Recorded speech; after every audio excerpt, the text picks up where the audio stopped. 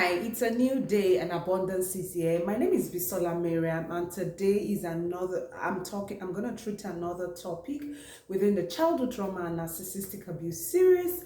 And today I started talking about attachments. And I defined to you what attachment. I've defined what attachment is. I told you how a scholar came about developing what is called attachment theory. And today I'm going to talk to you about some attachment styles. Okay, so some scholars believe that there are 5 attachment styles. Some other scholars believe that there are 4 attachment styles. But for me, I believe there are 4 attachment styles. And so I'm going to talk to you specifically about the 4 different attachment styles that I know. And so what are those 4 different attachment styles? The very first one is secure attachments. Secure attachment. The second is insecure attachment. Insecure attachments. The third is ambivalent attachment style. Okay, insecure, ambivalent. The first is secure. The second is insecure. Okay, avoidance. The third is insecure, ambivalent style. So I think that the insecure stroke ambivalent can be like categorized, can be linked together. And so I would be breaking these different attachment styles into 3 key attachment styles. Okay, the first being secure, the second being insecure, the third being insecure versus ambivalent. Even though you may choose to want to separate them, but for the purpose of this series, I'm going to talk about insecure and ambivalent as one form of attachment. So for this video, like I actually would say that there are 3 different types of attachment styles. Even though some people say there are 4, I also believe that you can categorize them into 4, but for the purpose of this series, I'm just going to talk about 3 different types of attachment styles. And so today I'll talk to you about secure attachment style. The secure attachment style. So what is the secure attachment style? The secure attachment style is that attachment style that is secure. Basically, what does it mean to be for a child to feel secured? When a child feels that, oh, the mother or the primary caregiver is someone that can be relied on. If a child has a primary caregiver that is nurturing, that validates, that does not freak out when the child makes mistake or when the child is crying, the primary caregiver runs to the child, tries to give the child love, tries to care for the child. That kind of parenting, that kind of caregiving makes the child feel secured. And that is called what? Secure attachment. And so that can make the child get attached to the parent in a secure way. So now think about this scenario where a mother who is in the market trying to buy, sell or buy items, and then the child is crying and crying and crying, and then people start to say, oh,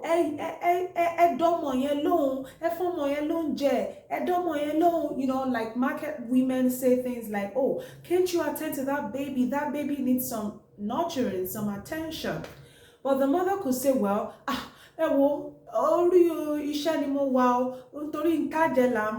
meaning like the mother could say something like, I'm busy, I'm trying to make a living, I'm trying to fend for this child. Okay, so the child might actually ignore the need of that child. The mother or the primary caregiver might ignore the need of the child just because the parent is trying to make ends meet, that is, provide for the needs of that child. And when this happens, the child will not feel secured. Now, because I'm focusing on secure attachment style, basically what that means is when a child needs love, the parent is available to give that child. When a child needs validation, the parent is able to give that child validation. So think about that scenario again. The child is crying and the mother abandons everything she's doing and what pays attention to that child. The mother what abandons everything she's doing and what pays attention to that child. That behavior makes the child feel secured. That behavior makes the child feel loved. And so I did not have a secure attachment style. So I didn't have a primary caregiver that was available to meet my nurturing needs, validation needs, hugging needs, bedtime stories, or alo akpagbe, and those things that make a child feel like a child. Even if we're not even trying, I'm not even talking about 21st century parenting style. People from the ancient times have learned about parenting is as old as man, and so attachment styles themselves are as old as man, and they have been here for long, or they've been here for as long as man or woman have been around. So this is not a modern day idea. These are concepts that have been around for long, because parenting is as old as man or woman.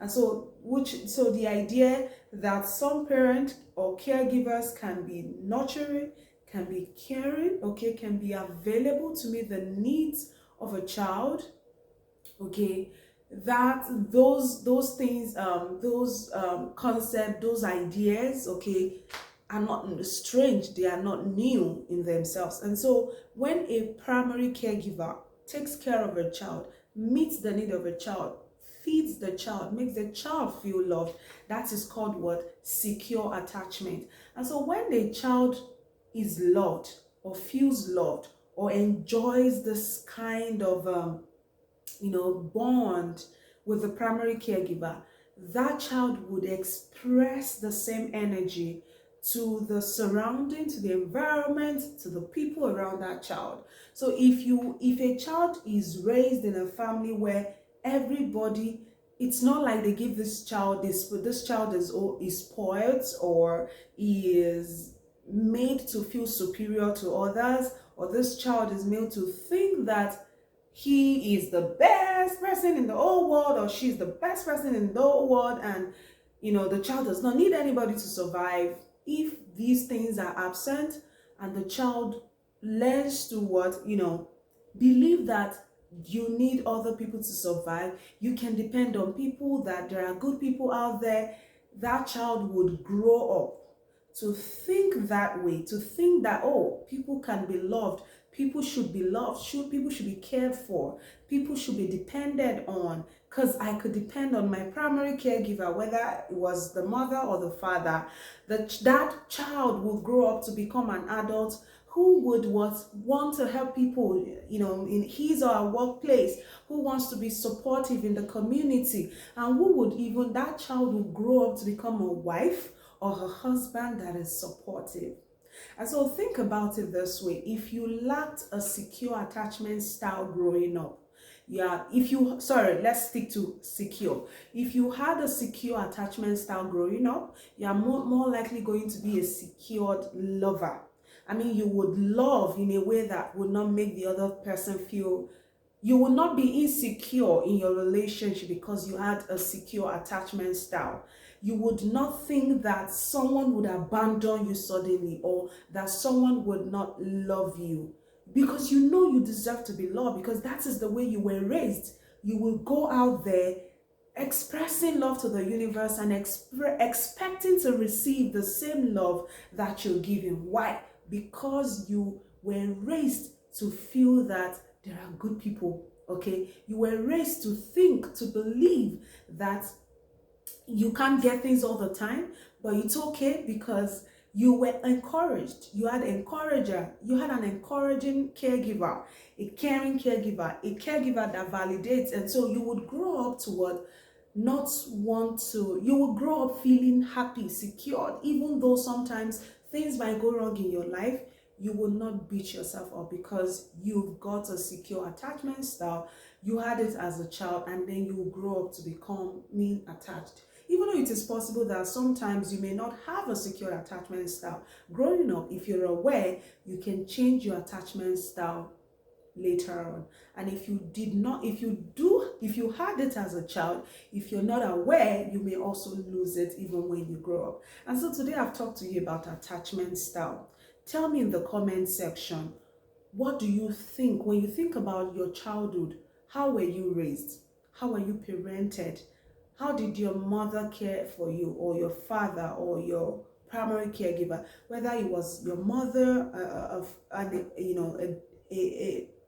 whether it was a mother figure, a father figure, or an extended family member, whether it was a grandmother, who was your primary caregiver growing up? And what was the attachment style? How did they care for you? How were you raised or treated? These are pointers to the attachment style that you have or that you may currently have. Make sure you drop comments right now, and I look forward to hearing from you.